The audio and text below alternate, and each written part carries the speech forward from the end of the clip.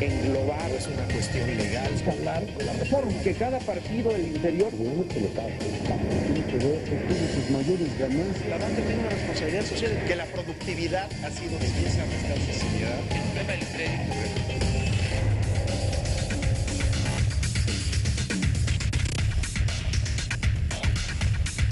Hola, ¿qué tal? Muy buenas noches, un gusto saludarlos. Soy Pascal Beltrán del Río y les doy la bienvenida a una edición más de Círculo de Ideas. Me acompañan Martín Espinosa. ¿Qué tal, Pascal? A todos muy buenas noches. Ángel Verdugo. Buenas noches. Humberto Musacchio. Buenas noches. José Luis Vargas. Hola a todos. Y José Buendía. Buenas noches.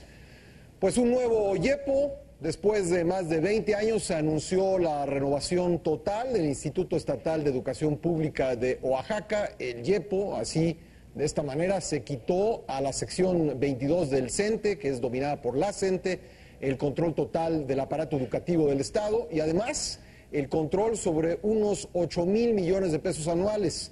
Las cuentas del YEPO fueron congeladas y se dice que hay al menos una treintena de órdenes de aprehensión en contra de dirigentes magisteriales en ese estado. ¿Qué daño ha causado la CENTE a la educación, a Oaxaca? ¿Qué consecuencias estaremos viendo en el corto y mediano plazos? ¿Qué otras acciones deben acompañar este anuncio? ¿Queda así totalmente desarmada la sección 22? ¿O qué debemos esperar, Pepe? Buen día. Bueno, yo creo que lo primero que hay que destacar de esta acción del gobierno federal junto con el gobierno estatal es que ha sido hasta ahora, lo que podemos ver, una medida, digamos, eficaz, ha sido una operación bien instrumentada.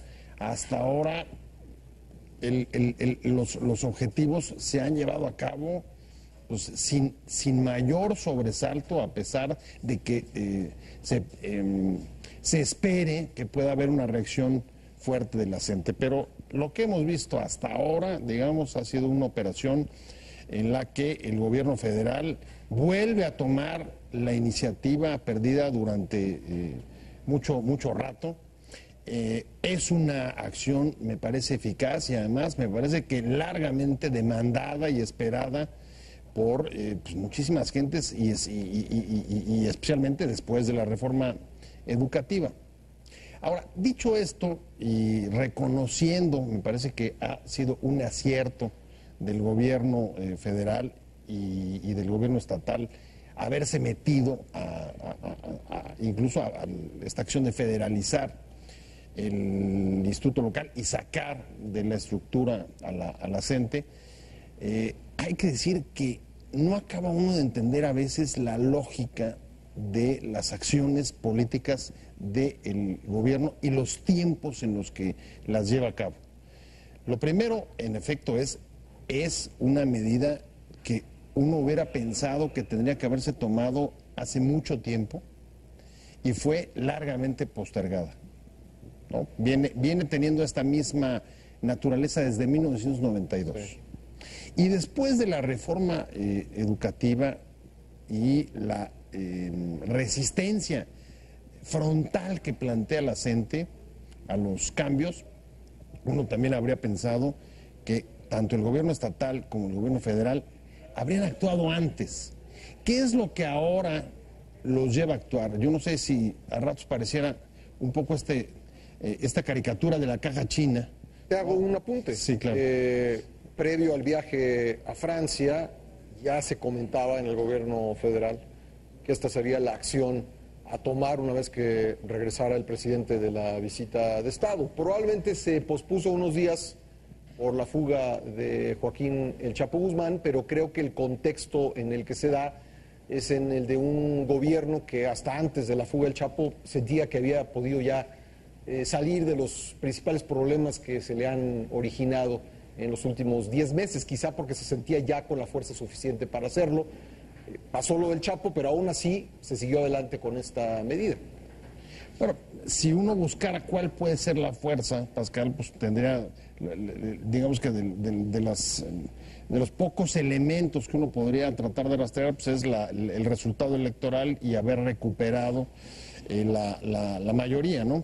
Junto con sus aliados, porque previamente la debilidad había sido tal que recordemos cómo incluso sale el propio secretario de Educación a anunciar la postergación indefinida de la evaluación de los maestros en el país y incluso el boicot que plantea la CENTE a las elecciones en un desafío, uno de los mayores desafíos que había tenido el Estado mexicano y el gobierno de Peña en estos 3 años. Entonces, ahí hubo un pulso de fuerzas que quizá convenció al gobierno de que era intolerable seguir manteniendo el tratamiento y el respeto a la relación corporativa y clientelar con la CENTE.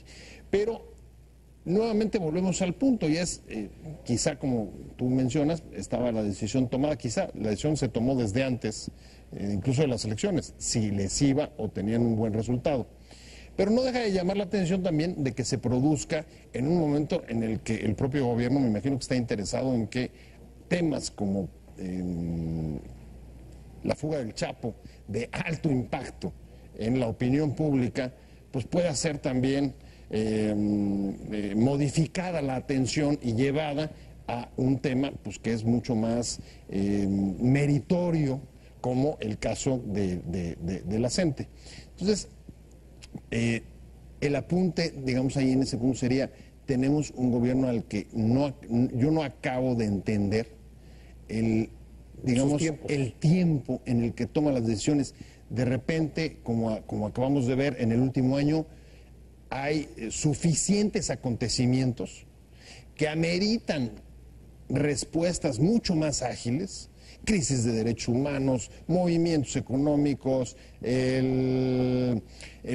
temas de crisis de seguridad, recientemente la fuga del Chapo, y puede estar durante mucho tiempo prácticamente casi como una especie de observador de lo que sucede en el país.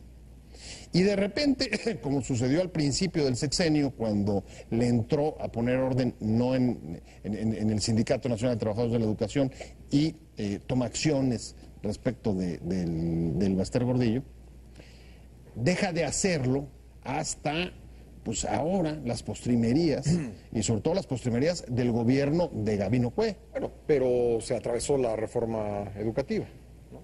Es decir, la detención del Baster, la reforma educativa y ahora esta acción en un estado donde la reforma a todas luces no está funcionando.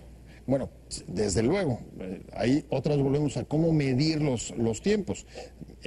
Sabíamos desde hace ya varios meses y quizá más, pues que la resistencia que estaban planteando, que además no ha sido solamente desde la reforma, sino anterior, las movilizaciones,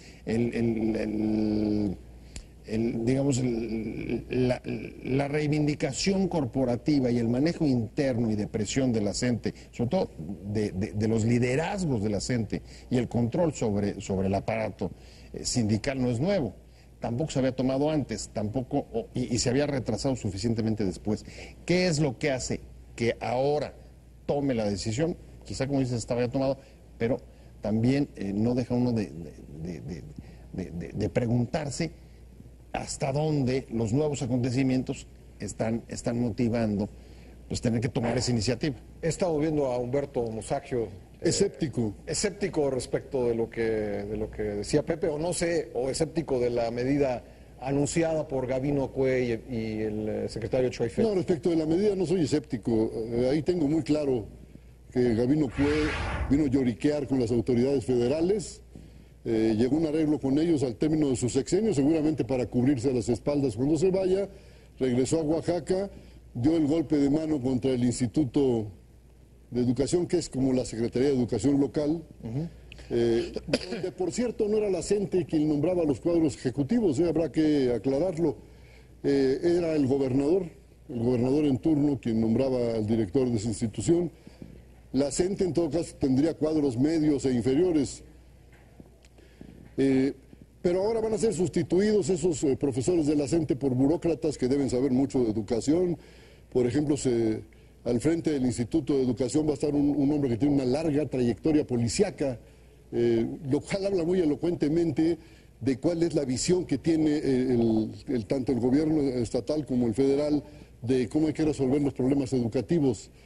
Y cuando se habla de reforma educativa creo que hay que ser precisos. Lo que se hizo fue una reforma legal a espaldas de la gente y sobre todo a espaldas del magisterio. Me parece que nunca hubo la intención de consultar, de tomar parecer de los que están al frente de los grupos, de los niños que están aprendiendo, y les imponen una legislación, o les quieren imponer, porque me parece que ahí todavía está por verse que puedan hacerlo.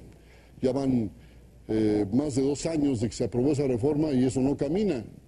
No camina, y no solo eso, sino que ya la rebeldía magisterial no está solo en los estados donde funciona la CENTE u organismos adversos a los charros del sindicato, sino que en muchos lugares donde los líderes del CENTE, del sindicato oficial protegido por el gobierno, los maestros están en rebeldía. Esas direcciones locales no han podido contener, y menciono por ejemplo Coahuila, que es un estado que uno diría que casi por definición debería estar del lado del sindicato, porque su gobernador fue parte de la dirección sindical. Esa es la situación. Me parece que el golpe de mano contra los profesores, la amenaza de las detenciones, la congelación de cuentas, nunca han tenido mucho dinero. Es difamación vil la que se hace decir que tienen mucho dinero los profesores de Oaxaca. Se trata de desprestigiarlos, de desprestigiar al magisterio, las amenazas del secretario de Educación de echar a la calle, ¿cuántos dijo? Hasta 150,000 maestros al año, alguna cifra verdaderamente descabellada. No son más que eso, son amenazas. Este gobierno no tiene capacidad para comprarse un pleito de ese tamaño. Y si lo hace, no tiene con qué pagar las consecuencias. Entonces lo que están haciendo es hacer mucho humo, mucha polvareda, pero no van a avanzar mucho porque finalmente no tienen con qué. No tienen con qué. El Estado mexicano no puede darse lujos ahorita como de aplastar al movimiento magisterial como lo hicieron hace, ¿cuántos? 50 años. 55, 56 años. 59. No pueden hacerlo hoy. Vuelvo a mi planteamiento inicial. En el caso de la reforma educativa, lo que se requiere es que los representantes de las instituciones se sienten con los profesores, los que están frente a los grupos, y dialoguen con ellos, conozcan verdaderamente los problemas que hay en ese sector, recojan las opiniones de los maestros, que son los que están ahí en la batalla de todos los días, y hagan una nueva reforma o contrarreforma, como le quieran llamar, para poner en cauce esa reforma educativa que México necesita tan urgentemente. Gracias, Humberto. Ángel Verdugo.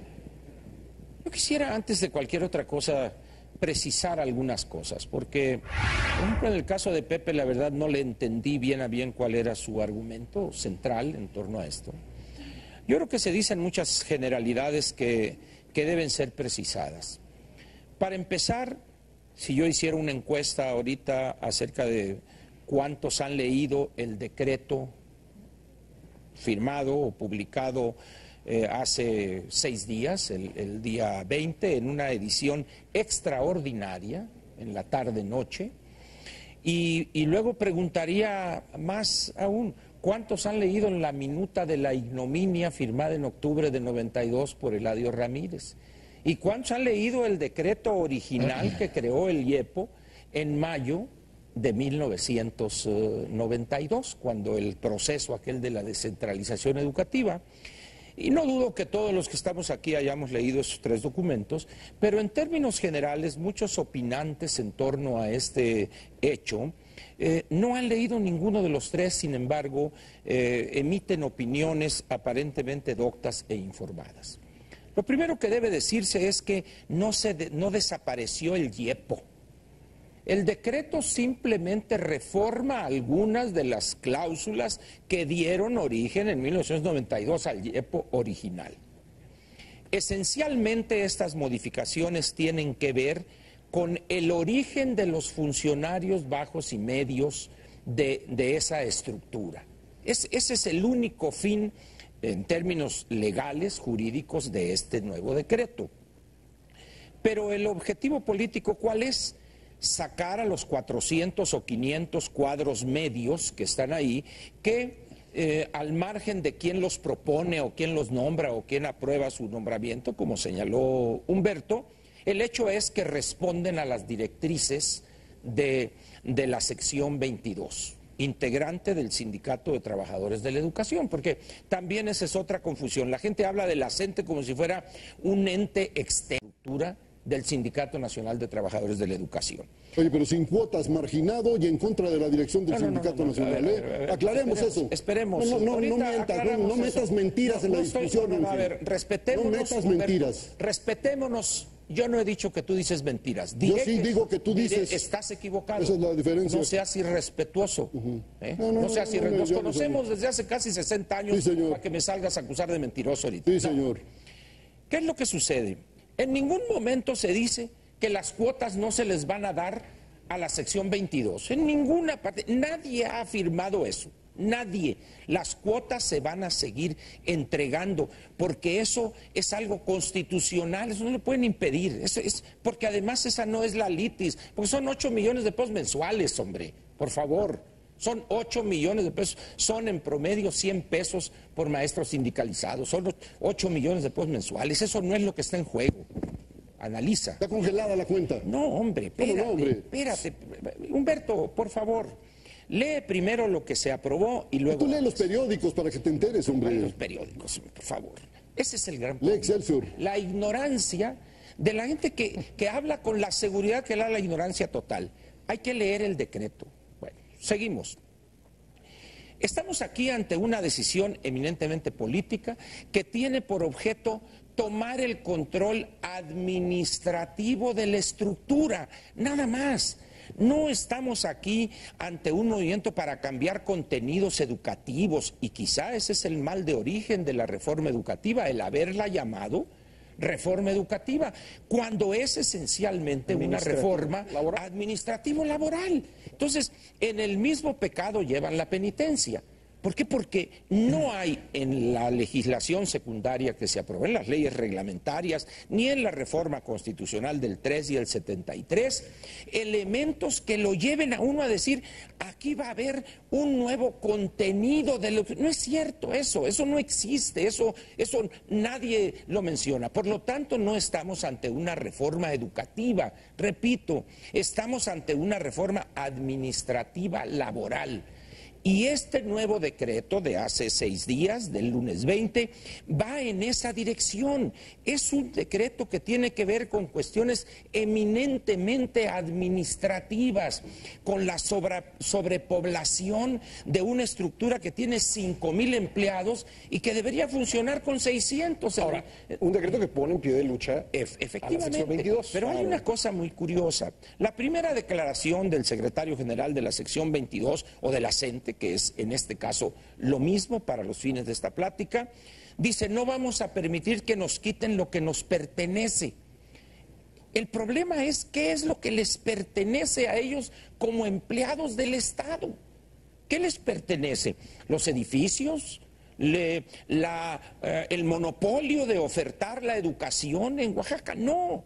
Estamos ante una situación, repito, donde lo que hace el gobierno federal, Gabino Cue aquí es un accesorio, es casi un doctor Simi de la gobernación, él es un clon de gobernador. Entonces, lo que hace el gobierno federal, por las razones que ya mencionaron tanto Pepe como Humberto, es una situación de descrédito, de falta de imagen o lo que se quiera y manden. Entonces, ¿qué hace el gobierno? Dice, hay que retomar eso. No más que aquí hay otra inexactitud. No es el gobierno federal el que toma eso. Sigue siendo el gobierno del Estado el responsable por lo enredada de esta reforma administrativa laboral. Así es, sigue siendo el gobierno del Estado y el director del IEPO con este nuevo decreto, lo que hace es volver a proponerlo el gobernador del Estado y aprobarlo el Consejo a más tardar en 24 horas. Yo creo termino diciendo lo siguiente. Cuando lee uno el decreto, encuentra perlas como la siguiente. El artículo 11 en la fracción primera dice que el director del Instituto de Educación Pública del Estado de Oaxaca debe tener mínimo 10 años de experiencia en el tema de la educación, sea desde el punto de vista normativo, de contenidos, administrativo. Y el que está no tiene esos 10 años. Digo, no sé si tenga ya, pero ahora, ¿por qué no van a recusar eso? Es lo que pienso yo. Porque estamos ante un instituto cuya responsabilidad esencialmente es administrativa.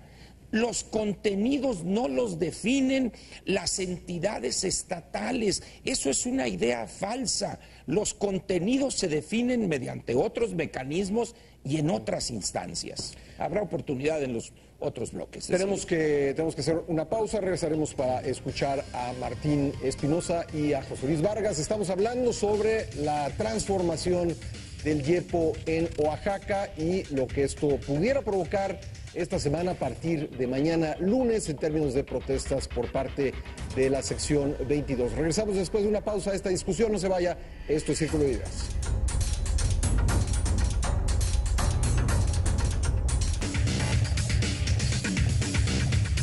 Regresamos a Círculo de Ideas. Esta noche estamos hablando sobre el capítulo más reciente de la llamada reforma educativa, la transformación del YEPO o la Secretaría Estatal de Educación Pública en Oaxaca el lunes pasado mediante un decreto que fue divulgado por el gobernador del estado y por el secretario de Educación Pública en un acto público el martes. El antecedente de esta medida es el intento que ha hecho el gobierno federal de no pagar los salarios a los profesores que estarían en violación de los términos de la reforma educativa, es decir, no asistiendo a clases para movilizarse en contra de la propia reforma, pero que se encontró con el obstáculo de que no había forma de pasar lista a los maestros porque, de acuerdo con el propio YEPO en su etapa anterior, el sindicato, la sección 22, tenía el control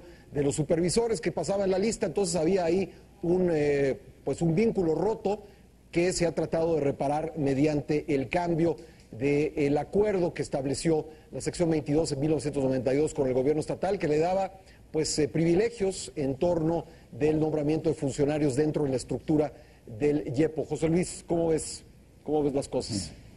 Pues, a ver, yo la verdad es que, como dicen, creo que finalmente esto puede representar un avance en torno a una problemática ya de muchos años, pero digamos, la pregunta es si realmente va a ser efectiva.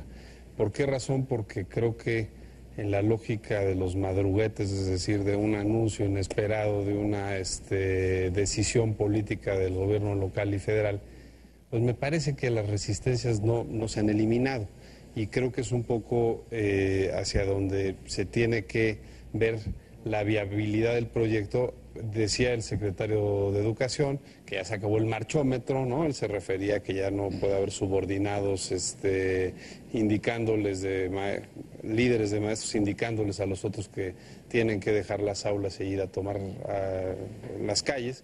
Pero me parece que eso no va a ser cierto, y no va a ser cierto porque se han generado una inmensa cantidad de intereses ligados con... A ver, sí. Retomando lo que yo decía, teóricamente ahora no será la propia sección 22 la que pase lista de asistencia, habrá supervisores que no pertenecen al sindicato, es decir, se podrán registrar.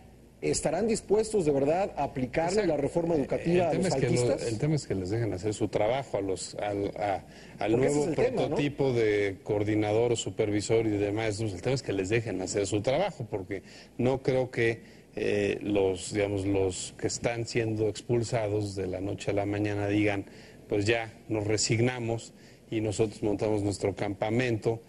Y pues las escuelas hay que respetarlas porque son de la nueva, clase profesional educativa. Me parece que eso no va a suceder. Y voy a un punto fundamental y es que yo creo que este tipo de decisiones y acciones se tienen que hacer y qué bueno que se hagan, pero no se pueden hacer nada más para un estado. O sea, tenemos Guerrero del otro lado, Hace un par de días el gobernador de Guerrero dicen, pues yo ya les dejo el cargo, yo ya le dejo la posición porque esto está en quiebra y yo no contaba con lo de los maestros. Ni siquiera ahí le dejo esos 3 pesos porque no hay. Exacto.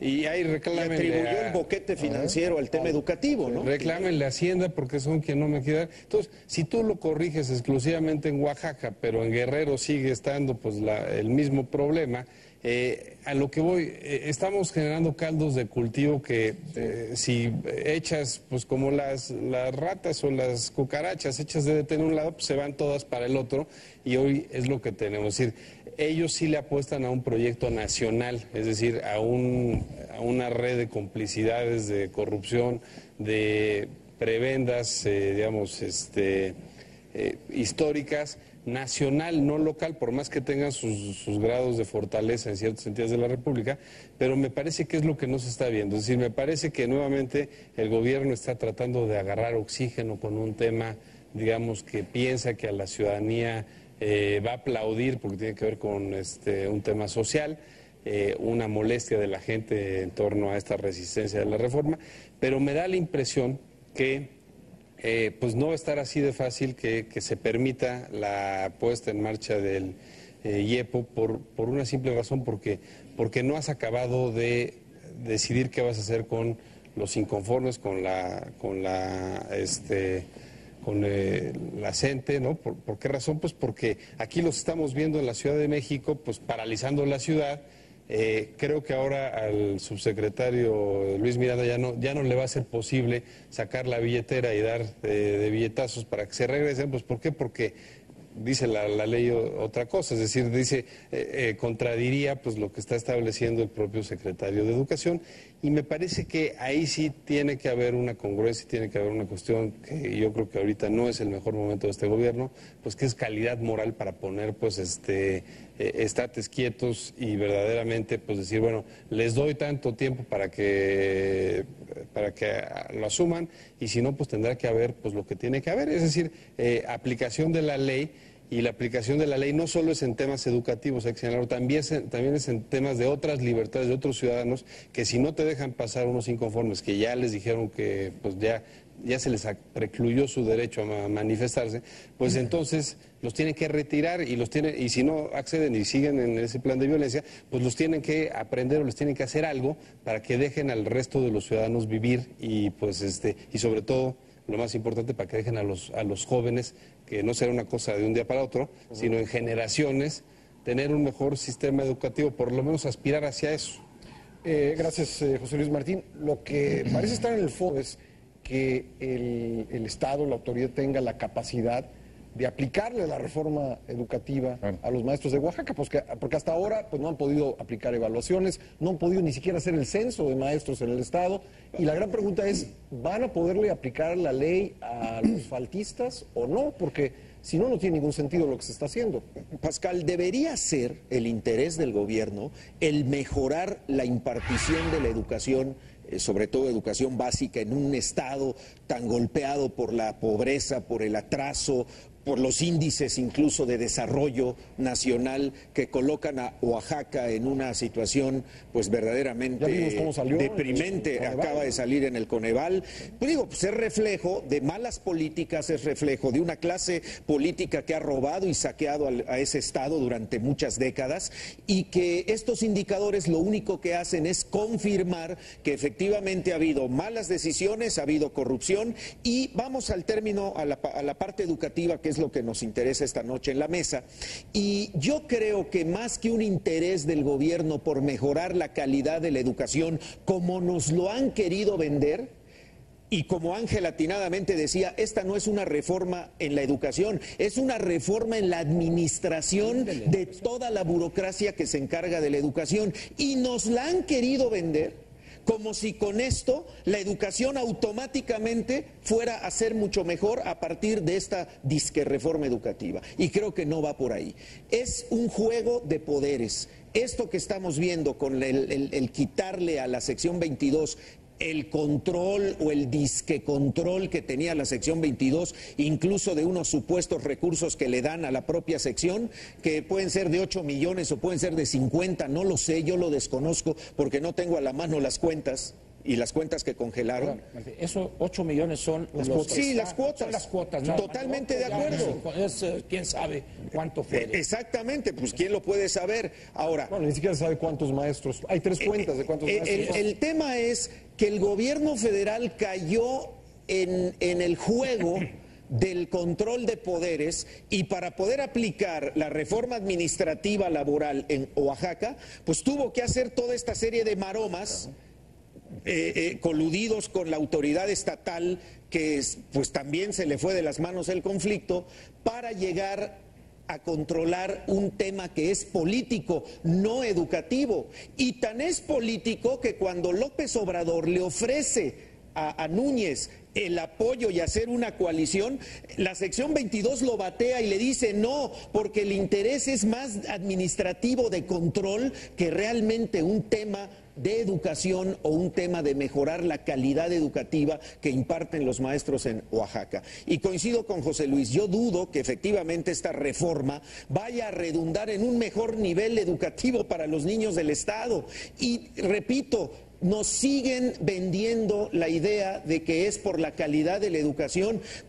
Como dice Ángel, nadie está hablando en esta reforma educativa de los contenidos, ¿eh? Los contenidos siguen siendo exactamente los mismos y van a ser los mismos después de la reforma. Volvemos al tema, es un asunto eminentemente de control burocrático, control administrativo, como en el año 92 Eladio Ramírez se lo dio al sindicato por cuestiones de corrupción a la hora de repartir las pensiones que le tocaban a los maestros, cuyo dinero se quedaba en los liderazgos y no llegaban hasta las bases. Y a partir de ahí se da esta reforma de decirle al sindicato, ahora tú vas a administrar los recursos, y de ahí se viene todo lo que estamos viendo ahora, donde nuevamente el gobierno hace otra maroma, pues para combatir la misma constante que se presentó en el 92, que es corrupción. Y volvemos a lo mismo, corrupción, y corrupción de un lado y corrupción del otro, ¿eh? Yo no sé si esto sea capaz de eliminar la corrupción ahora con el reformado Instituto Estatal Electoral, perdón, Instituto de Educación Electoral. A ver, podemos estar de acuerdo, se trata de una reforma sobre todo administrativa y laboral, y está pendiente la de contenidos, modelo educativo, bla, bla, bla, bla. Pero a ver, la pregunta, ¿es posible llegar a una reforma educativa de contenidos y de modelos sin quebrar la relación clientelar que desde hace 3 décadas se mantiene con los maestros a través del sindicato, y el control que ha tenido el sindicato sobre maestros, sobre el servicio docente? ¿Pero quién creó ese control, Pepe? No, por supuesto. ¿Quién lo cobijó durante años? Esa fue una de las piedras angulares del autoritarismo del siglo XX. ¿Quién creó ese modelo? Lo creó el PRI. Y en particular, en el caso de Oaxaca, pues lo creó Eladio, ¿no? Después de la transición, ninguno de los 2 gobiernos panistas se atrevió a meterse. Y ha tenido... No, se coludieron. Exactamente. Cosas que le reclamamos a Fox y que le reclamamos a Calderón. ¿Cómo es posible tu relación clientelar con el Baester, que te da votos, por eso no la tocas, por eso se siguen manteniendo esas canonologías, esas prebendas? Ahora, paradójicamente, justo el partido que en el siglo XX lo creó, ese sistema clientelar, es el que se ha tenido que ver obligado a tener que entrarle, porque si no, no hay manera de poder poner en marcha una reforma educativa, aunque coincida con la reforma no les importa. A ver, vamos a ver, creo que aunque sea así, no hay manera, incluso con la presión que hay dentro y fuera, respecto a la necesidad de transformar la educación en este país. Estoy hablando de los empresarios, estoy hablando de Mexicanos Primero, estoy hablando de la OCDE, estoy hablando de un montón de actores que están diciendo: México, no puedes avanzar si sigues teniendo los niveles de educación tan precarios. Último lugar en la OCDE, y eso no lo podemos olvidar. De 34, creo que estamos en el lugar 34. Yo no tengo duda de que vaya a haber resistencias, evidentemente, pero de que las resistencias, la única manera de enfrentarlas era retomando el control del propio aparato administrativo y de los maestros, tampoco tengo duda. Las posibilidades, la pregunta me parece que era la que hace hace un momento, es la de fondo. ¿Esto va a ser suficiente para que se pueda aplicar la reforma educativa o administrativa o laboral? Llámenle como quieran. Pero es que una es una cosa, que se está haciendo, está haciendo en otros estados. Yo creo que sí. Yo creo que sí. Son medidas adecuadas para poder salir adelante. A ver, adelante.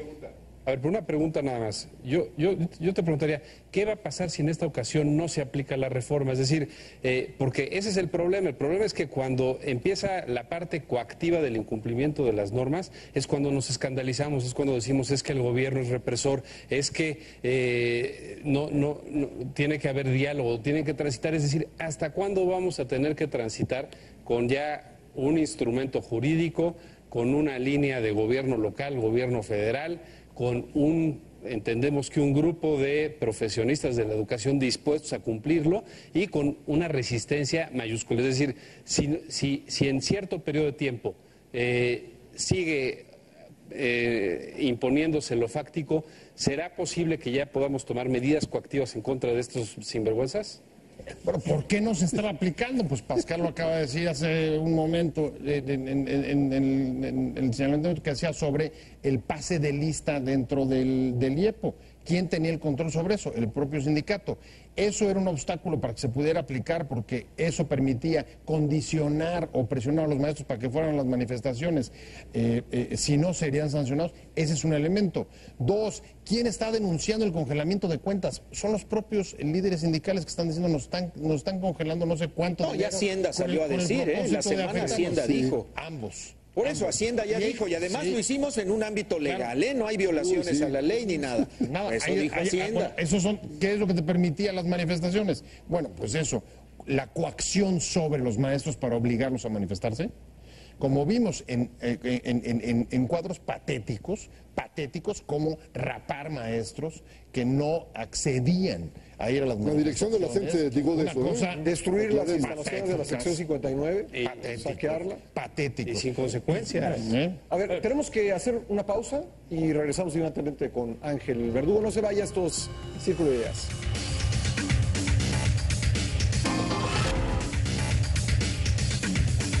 Regresamos a Círculo de Ideas. Ángel, perdón, te interrumpí. Uno de los problemas de no leer el decreto y tampoco haber leído la minuta que firmó de manera ignomiosa Eladio Ramírez, perdón que insista, porque ahí es donde está el quid del asunto.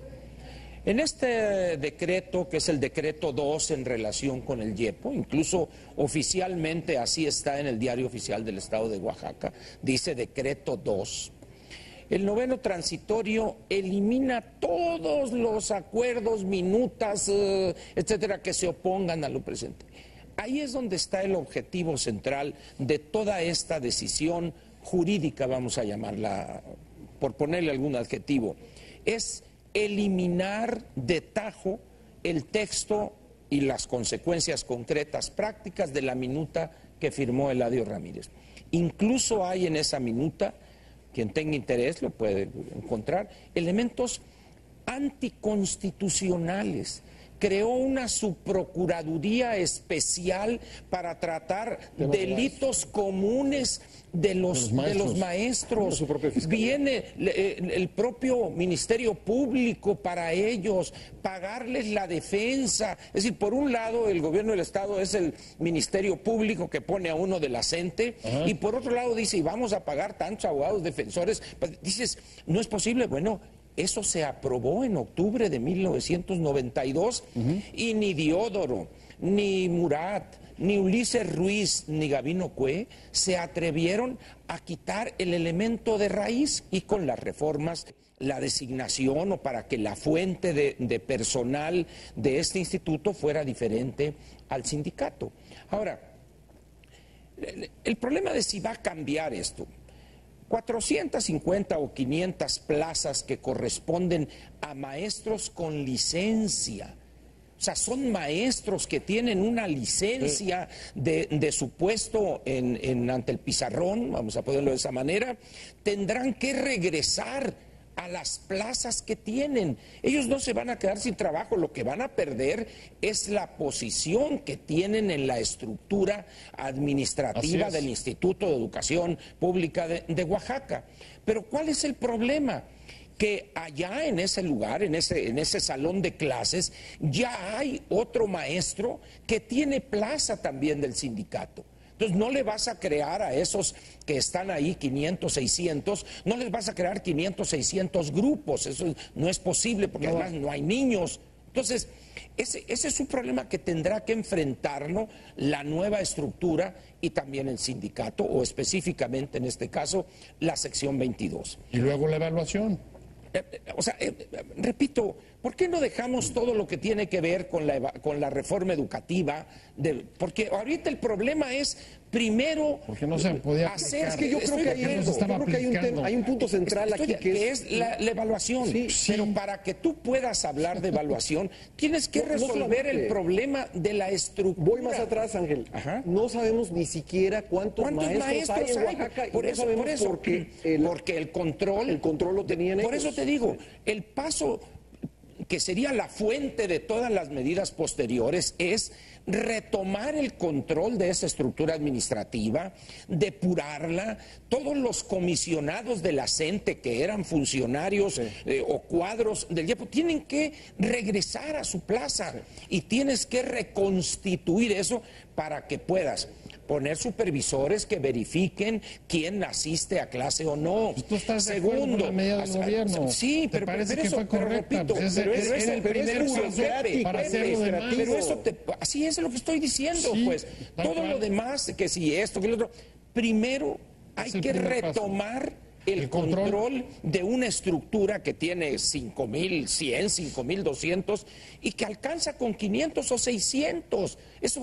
Y eso puede llevarte todo este año, incluso hasta después de las elecciones. Porque... Hay que recordar, Ángel, dio una conferencia de prensa, después de estar desaparecido mucho tiempo, dio una conferencia de prensa Choifet, hace cosa de un mes o menos. Y dijo, cuando le preguntaron, oiga, ¿por qué le están pagando el salario a profesores que están en las calles manifestándose? Entonces dijo, es que Choifet, en tercera persona, no puede ir a pasar lista a Oaxaca. Eso es responsabilidad del gobierno estatal. Así es. Todos y es cierto. Fuimos con el IEPO y le dijimos, oiga, ¿por qué no pasa lista? Porque ellos tienen los supervisores. Efectivamente. La sección 22 tiene los supervisores. Esos son los antecedentes de esta situación. Por eso dice el noveno transitorio, todo lo que se oponga a esto va para afuera. Esencialmente es la minuta y otros acuerdos posteriores que tomaron con los 4 gobernadores que sucedieron a Eladio Ramírez. Pero esto puede, repito, puede llevarte este año lectivo que empieza en septiembre o a fines de agosto. Pero ahora en el caso de las cuentas, hombre, aquí estamos hablando de dos cosas que se mezclan y que son completamente diferentes. Las cuotas que el Estado entrega a la sección 22, eso es constitucional, eso no se puede, y es una bicoca. Estamos hablando de 105, 110 pesos por maestro y son 80 y tantos mil maestros. Eso escasamente son 8,5 millones mensuales. Y eso la Secretaría de Educación Pública, en dinero que le sitúa Hacienda, lo entrega a las casi 60 secciones del CENTE. Porque no olvidemos, la CENTE es parte integral del sindicato. Sí, la 22 es la 22, así es. Pero estamos hablando aquí, cuando se congelaron cuentas y que hay 1,800, hay unas cuentas que pertenecen a la entidad pública, que es el Instituto Estatal de Educación, pero que ese hoy, o antes de este decreto, lo controlaba totalmente la CENTE. Así es. Disponía a través de sus cuadros. Ahí es donde están los 1,200 o 1,800, porque ese es recurso público. Así es, que suman esa cantidad. Sí, entonces, ¿qué hace Hacienda en uso de sus facultades ante un cambio de esta magnitud? Congela, le manda un correo electrónico a la banca y se congelan las cuentas institucionales. Pero ese dinero no es de la CENTE. ¿Por qué lo reclama la CENTE? Porque los funcionarios que estaban ahí eran los que disponían a su arbitrio y hacían los cheques. Pero los únicos recursos legítimos que seguirá recibiendo la sección 22 mes a mes son los 8 millones, son las cuotas sindicales. Pero a partir de que se ponga en orden en cuántos, evidentemente, porque además en función de ese nuevo padrón, de ese censo que se asciende el censo 93,000. Porque eso es lo que ajustaron, aceptó en una negociación, creo que Luis Miranda aceptó incluir 8 o 10,000 más de los que habían contado. Entonces, pero eso puede llevar tranquilamente todo el año lectivo que viene. ¿Cuál sería la conclusión aquí en términos, ahora sí, de calidad de la educación? Los que tienen en Oaxaca hoy menos de 20 años ya están jodidos. Y los que están ahorita en las escuelas primaria y secundaria también están jodidos. Es decir, para que hablemos de una calidad de la educación en contenidos, en material pedagógico, en instrumentos, etcétera, en transmisión de conocimientos, mínimo tiene que pasar una generación. Y la gran trampa del gobierno federal al vender esta reforma educativa es que prácticamente iba a operar de manera mágica. Claro. Lo estamos viendo en la reforma energética, que eso fue una soberana mentira, de tal manera que en el pecado llevaron la penitencia. Me has quitado las palabras de la boca. Excepto que no te quité el llamarme mentiroso, que eso es una ofensa. Nunca... No hay que citar datos falsos. No he citado un solo dato. Vale, quizá el único que ha citado textualmente aquí cosas soy yo. Bueno, tú te sabes de memoria todas las leyes, reglamentos. Nomás la de la gravedad. Está muy bien. Nomás la de la gravedad. A ver, el asunto es que no se sabe cuántos profesores hay en Oaxaca y no se sabe cuántos profesores hay en el país. Bueno. No es un asunto exclusivo del magisterio de Oaxaca ni de la CENTE. No saben cuántos profesores hay. Pero sí se hizo el censo, salvo en Oaxaca, en Guerrero y en Chiapas. A ver, pero ¿por qué no saben? No, es que no saben cuántos profesores hay. Ese censo contó con mucha resistencia y no se pudo realizar debidamente. No hay que olvidarlo. Las informaciones al respecto abundan. Pero lo que me interesa decir es, ¿por qué no sabemos bien a bien cuántos profesores hay en el país? Porque el Estado propició, los diferentes gobiernos priistas y luego panistas, propiciaron que el sindicato charro manejara esos datos a su antojo. ¿Por qué? Porque de ahí salía el dinero para que se dieran vida de marajás. Lo reconoció la propia del Bester, que nunca quiso dar el dato. Y los charritos que heredó también siguen beneficiándose de eso. Ahora, las cuotas sindicales no son algo que el Estado le otorgue a los dirigentes de la organización sindical, de la organización que representa a los trabajadores. Las cuotas sindicales son lo que dan los trabajadores para defenderse, para su defensa colectiva. Por eso no las puede vamos a conculcar el gobierno federal. Porque no es dinero del gobierno, de él, aunque yo creo que el señor Videgaray sí cree que es del gobierno. De acuerdo, pues. Allá ellos. Lo que me parece infame, y en eso hay que insistir, más allá del anecdotario, es que no hay que participar de la campaña de odio contra los maestros, ni contra los de Oaxaca, ni contra los de Guerrero, ni Michoacán. Me parece que es poco productivo. Yo creo que los profesores de este país merecen respeto como los maestros de todo el mundo. ¿A dónde vamos si llamamos sinvergüenzas a los profesores? Yo no dudo que haya profesores sinvergüenzas, pues claro, hemos sabido de casos de profesores que violan, que no enseñan, que faltan, etcétera.